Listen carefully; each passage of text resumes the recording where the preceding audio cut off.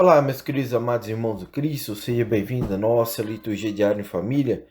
Chegamos nessa nossa sexta-feira, na terceira semana da Páscoa, hoje 23 de abril. Santo Agostinho dizia que quem não viver espiritualmente a sua carne, viverá carnalmente o seu espírito. É um pouco confuso, mas se estamos em Cristo, se estamos vivendo de acordo com seus preceitos, mandamentos, então nós temos o Espírito Santo de Deus habitando em nós e somos guiados pelo Espírito Santo para a vida inteira.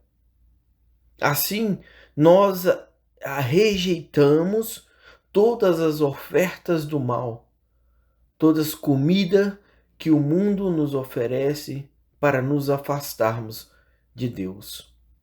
Por isso que a alegria espiritual é um profundo senso de gozo, um contentamento no coração.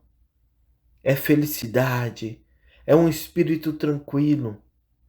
A alegria é um resultado direto de conhecer Jesus Cristo, aliado a tudo que Cristo tem feito por nós e que irá fazer-nos muito bem, não somente nessa vida, mas por toda a eternidade.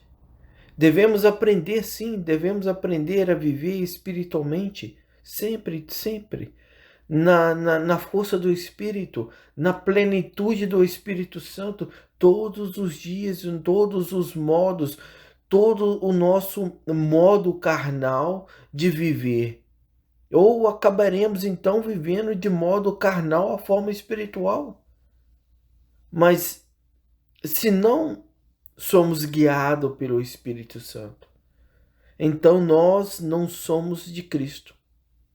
Estamos caminhando, correndo para a escuridão, o fogo eterno, a morte eterna.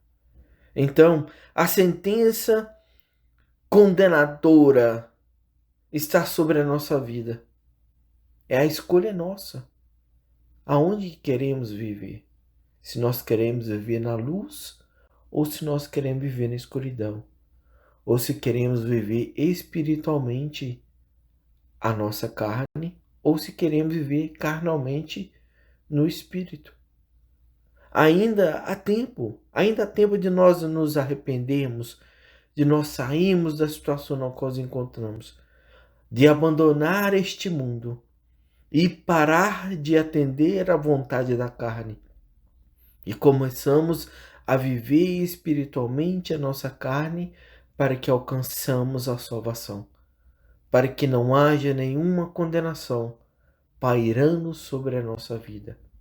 Queridos amados irmãos em Cristo, a alegria do nosso Senhor esteja sempre em vossos corações, que o Espírito Santo esteja contigo e para que assim juntos possamos sempre louvar e agradecer a Deus pelos dons, pelas alegrias, pelas bênçãos que o Senhor tem dado sempre para nós.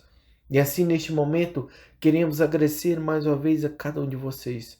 Permaneça conosco, esteja conosco, ajude-nos a levar a palavra de Deus para os nossos irmãos e assim juntos possamos evangelizar.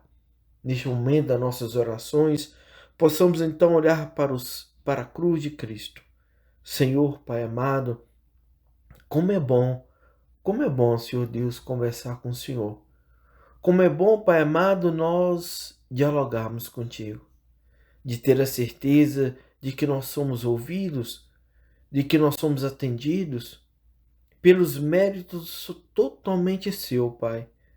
Vós, vosso Filho, vosso amado Filho, que vive e reina contigo por todos os séculos.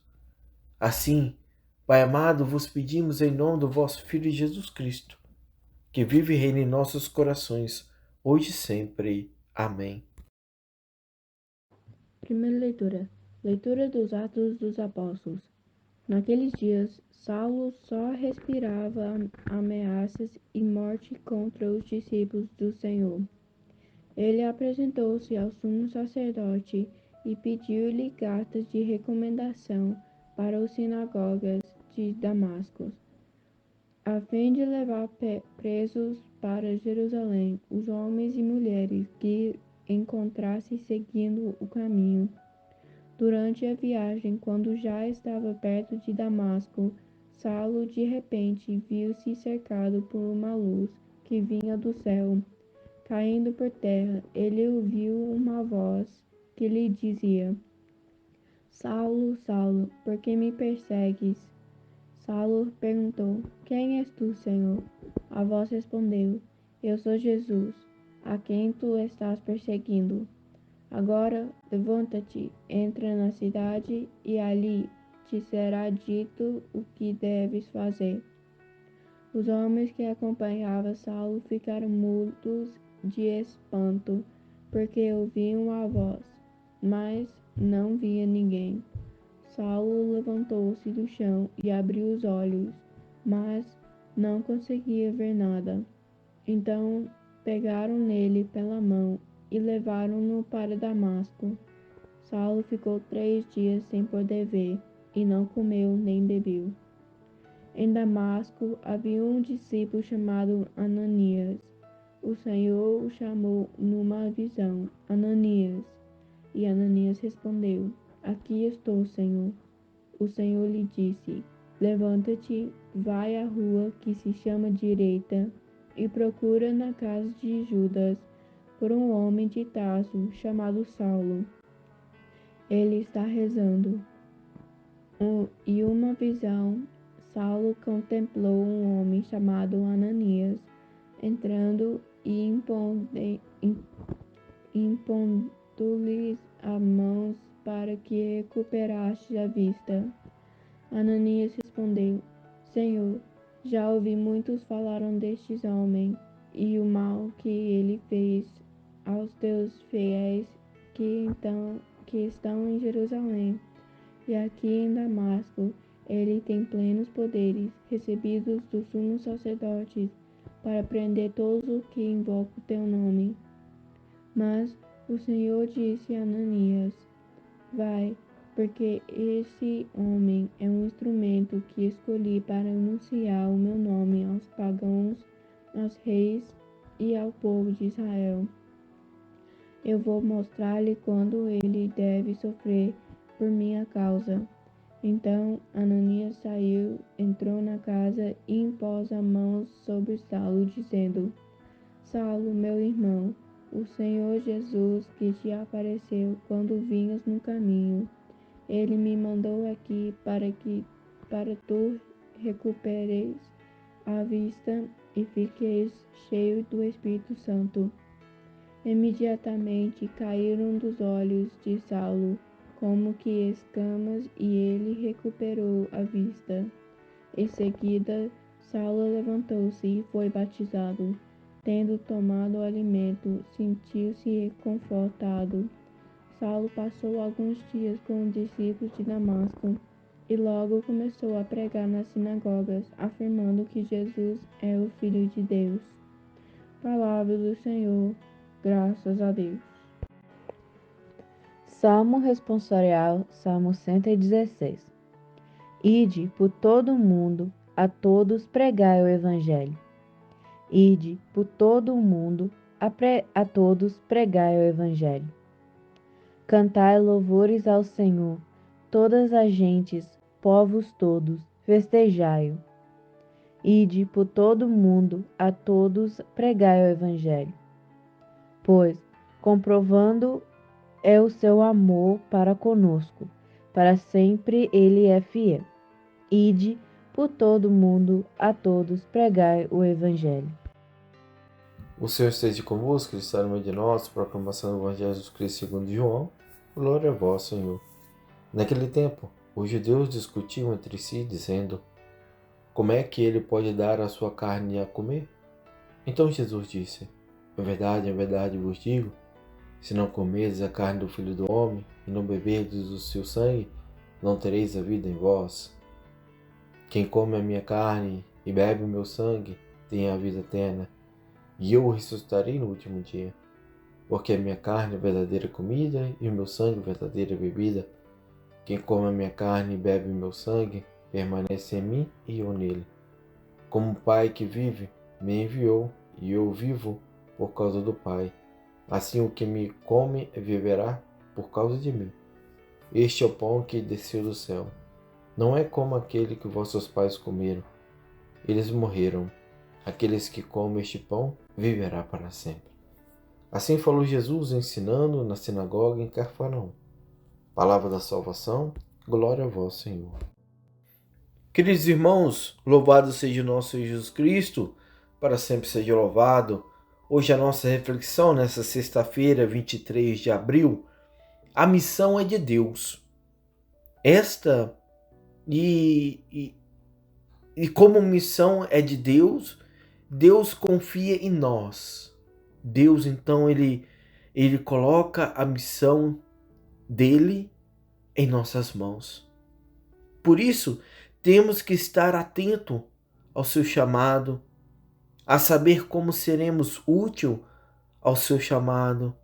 Por vezes, olhamos pessoas que já gastaram muita energia em atividades que nada têm a ver com o Evangelho, ou até eram contra o Evangelho. A gente, observando a primeira leitura, vem nos apresentarmos o caso de Saulo, que futuramente será Paulo. Mas é neste mesmo critério que Saulo, indo ao caminho de Damasco, ele, estremecido, uma extremidade daquilo que julgava ser uma seita. Ele não aceitava a ideia, ele não aceitava a situação na qual ele pensava que era verdade, ele não aceitava, ele pensava que os ensinamentos que ele aprendeu eram verdadeiros e todas as outras pessoas que estavam fazendo estavam sendo contra o que ele acreditava que seja verdade. Mas na realidade, se a gente observarmos que Saulo, ele recebeu as vestes de Estevão, que fala para nós na leitura de ontem, as vestes de Estevão ficaram nos pés de Saulo. Olha só, um santo ele se foi despido pelo povo e o povo colocou essas vestes aos pés junto com Saulo, que depois, como nesse caminho de Damasco, ele viu então a luz de Cristo e assim ele pôde ser transformado. Mas primeiramente, observa mais uma vez, primeiramente o santo estava onde? As roupas do santo? Nos pés de Saulo. Olha só como que Deus muitas vezes trabalha em nossas vidas, nos chama para nós irmos ao encontro dele ao levar o Evangelho por pequenos atos, com pequenas coisas, com pequenos detalhes. O Senhor nos chama para que nós possamos levantar os nossos olhos, escutarmos a palavra de Deus, para então vermos o que o Senhor tem decidido para a nossa vida. Então, Saulo, ele julgava que era uma seita o que o diácono, o que o santo Estevão estava proclamando naquele momento, e toda a cristianidade, ele pensava que aquilo tudo era uma seita, mas é envolvido numa luz. Ele é envolvido na luz e dentro dessa luz ele escuta uma voz que interroga-o e trata de uma típica interrogação, uma típica chamado para a vocação. Fala no íntimo, fala no coração, fala na alma. E Saulo ouve essa voz e daquele que ele diz que persegue, e cai do cavalo, ele fica cego, e assim ele jejua por 3 dias. Assim, morre para a sua cegueira interior e ressuscita para uma nova compreensão da realidade em Cristo. O mistério de Saulo é alcançar a sua missão. São, entretanto, revelado num tímido discípulo, a chamado de Ananias, que vai ao encontro de Saulo. E Saulo é chamado a levar o nome de Jesus Cristo a todos os pagãos, aos gentios e ao seu rei, de tal como os filhos de Israel.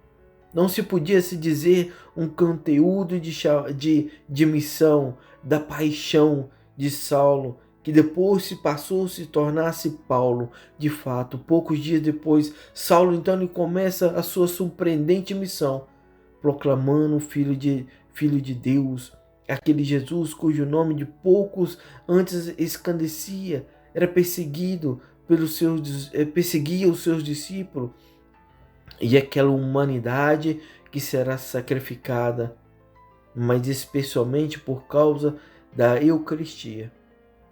Assim, Jesus é o pão. Jesus é o pão identificado com a sua humanidade. Aquela humanidade que será sacrificada na cruz para a salvação dos seres humanos.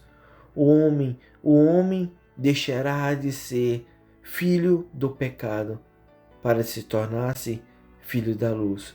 Deixará de ser filho da escuridão para ser chamado filhos de Deus Pai Todo-Poderoso. Mais uma vez Jesus ele diz: eu sou pão. Seja como a palavra de Deus sempre diz, seja como vítima, vamos dizer, sacrificial. Uma vítima que se fez dom por amor ao homem. A palavra, mais uma vez, a palavra de Jesus são duras. Elas são duras. Se não comerdes mesmo a carne do Filho do Homem, não bebereis o seu sangue, e não tereis vida conosco. Como pode ele dar-nos a sua carne de comer? Assim, gente, podemos perguntar como que o Senhor faz isso para nós. Mas Jesus, ele não atua com as suas afirmações. Mas poderia dizer que não se trata exatamente de comer a sua carne humana, mas de aderir na fé, na sua pessoa, no seu nome. Mas o Senhor insistiu no realismo. Se não comerdes mesmo a carne do Filho do Homem, não bebereis o seu sangue. Jesus não nos liga a Ele apenas pela fé, liga-nos pelo seu corpo, pelo seu sangue, com toda a estrutura de forma do seu corpo, que é a igreja. Ele não está simplesmente presente em nós, no nosso íntimo, ele também está fora, nas outras pessoas, dentro da igreja. A comunhão com os irmãos e o modo que nós unimos também no Cristo, a fé de uma expressão externa, a sagrada comunhão é necessária para alimentar-nos, é necessária para a nossa vida, é necessária para o espiritual. Deus quis pôr alguma proporção entre a vida natural e a vida sobrenatural. Essa tem como, em primeiro, o seu nascimento, o seu alimento, o seu crescimento. Se não comemos e não poderemos conservar a vida em nós. Assim Cristo nos diz: se nós não comemos, se nós não bebemos, Cristo não poderá estar conosco, porque nós estaremos comendo e bebendo das coisas que não vêm de Cristo. Por isso, mais uma vez, o Senhor nos fala e nos lembra que nós devemos sempre alimentarmos dele para continuarmos com vida. Se nós não alimentarmos de Cristo, nós morreremos. Nós somos a planta que necessita da água do Espírito Santo para mantermos limpos, bonitos, cheirosos e cheios da beleza de Deus. Esse é um principal, na qual o nosso néctar, as abelhas, quando vir pegar o néctar para fazer o mel, ali é a fé que é levada para todos, para que possa então se espalhar como pólen, e assim para que todos sintam-se mais na presença de Deus. Acontece o mesmo com a vida espiritual. O nosso Senhor mesmo, ele pode dizer: não se comedes a carne do Filho do Homem e não se bebeste o seu sangue, não tereis a vida conosco. Receberemos a vida também pelo batismo, pela graça, mas não podemos conservá-la muito tempo sem fazer de crescer, senão pelo pão da vida, a Santíssima Eucaristia. Este pão celeste, que alimenta a vida, alimenta a nossa alma, que repara todas as nossas perdas cotidianas e faz-nos crescer em Cristo até nas plenitude da idade perfeita. Este é até o dia da bem-aventurança da eterna. A Eucaristia é presença no meio de nós, do corpo e sangue de Jesus Cristo, que deve encher toda a nossa vida, dando-nos uma nova forma de existência. Quem realmente come a minha carne, bebe meu sangue, fica morando em mim e eu morando nele.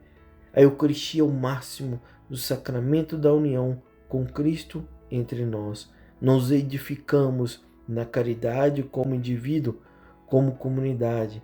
Nós testemunhamos o amor de Cristo que se entrega por cada um de nós ao realizarmos na unidade. E assim nós devemos anunciar com esperança ao mundo.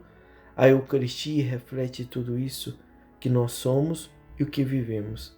Cada celebração eucarística deve levar a um aumento da caridade eterna no único amor no coração de Jesus Cristo. O pão que partimos não é a comunhão do corpo de Cristo, mas uma vez que há só pão, embora sendo muito, formamos um só corpo, porque todos participamos do mesmo pão. Assim fala para nós em 1 Coríntios, no capítulo 10, versículos 16 ao 17. Se a igreja faz a Eucaristia, é também verdade que a Eucaristia faz a igreja.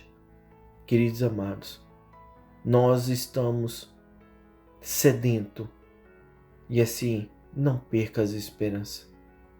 Vai ao encontro de Cristo e deixa Cristo fazer o que Cristo deseja em nossas vidas, para que possamos então sermos filhos de Deus. Que Deus Pai Todo-Poderoso derrama sobre cada um de nós a sua bênção.